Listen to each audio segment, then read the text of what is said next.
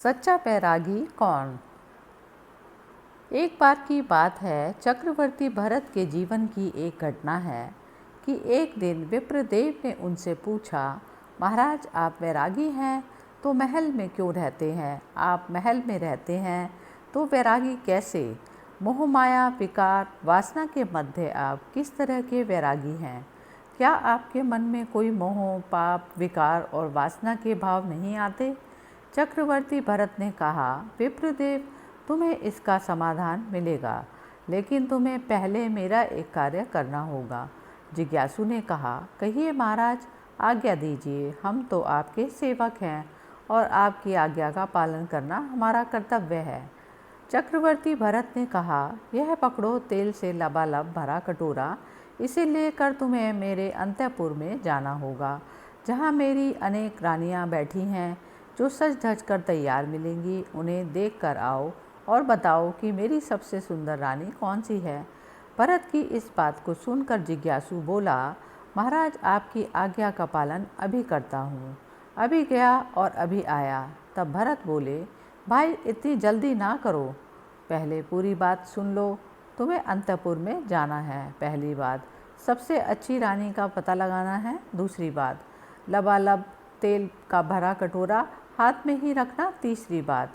तुम्हारे पीछे 2 सैनिक नंगी तलवारें लेकर चलेंगे और यदि रास्ते में तेल की एक बूंद भी गिर गई तो उसी क्षण यह सैनिक तुम्हारी गर्दन धड़ से अलग कर देंगे, चौथी बात। तो वह व्यक्ति चला, हाथ में कटोरा है और पूरा ध्यान कटोरे पर। एक एक कदम फूंक फूंक कर रख रहा है। अंतःपुर में प्रवेश करना है।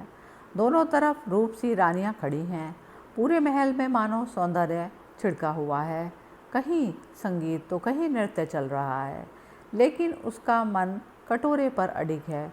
चलता गया, बढ़ता गया आगे और देखते ही देखते पूरे अंतःपुर की परिक्रमा चलाकर लगाकर चक्रवर्ती भरत के पास आ पहुंचा। पसीने से तरबतर था, बड़ी तेजी से हाँफ रहा था। चक्रवर्ती भरत ने पूछा, बताओ मेरी सबसे सुंदर रानी कौन सी है? जिज्ञासु विप्रदेव बोले, महाराज आप रानी की बात पूछ रहे हैं? कैसी रानी? किसकी रानी?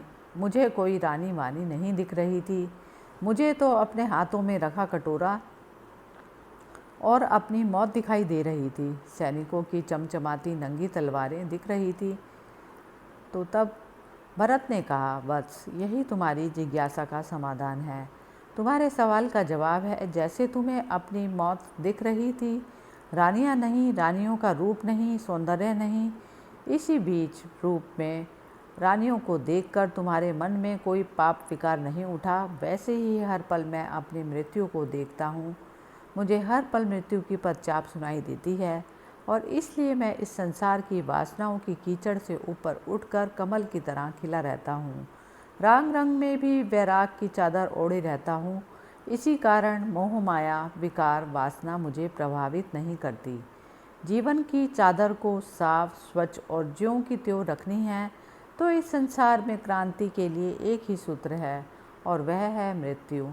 इस मृत्यु का मुहूर्त नहीं होता, ना तो जन्म का कोई मुहूर्त होता है और न मृत्यु का। गृह प्रवेश तो मुहूर्त होता है, लेकिन संसार त्याग का नहीं। संसारिक मोह माया की नश्वरता का बोध होते ही ज्ञानी पुरुष संसार को छोड़कर वन की तरफ चल देता है, क्योंकि जीवन तो वन में ही बनता है। भवनों में तो सदा जीवन उजड़ता ही रहा है। वन बनने की प्रयोगशाला है। राम बन गए तो बन गए, महावीर बन गए तो बन गए। इस कहानी में 2 संदेश हैं।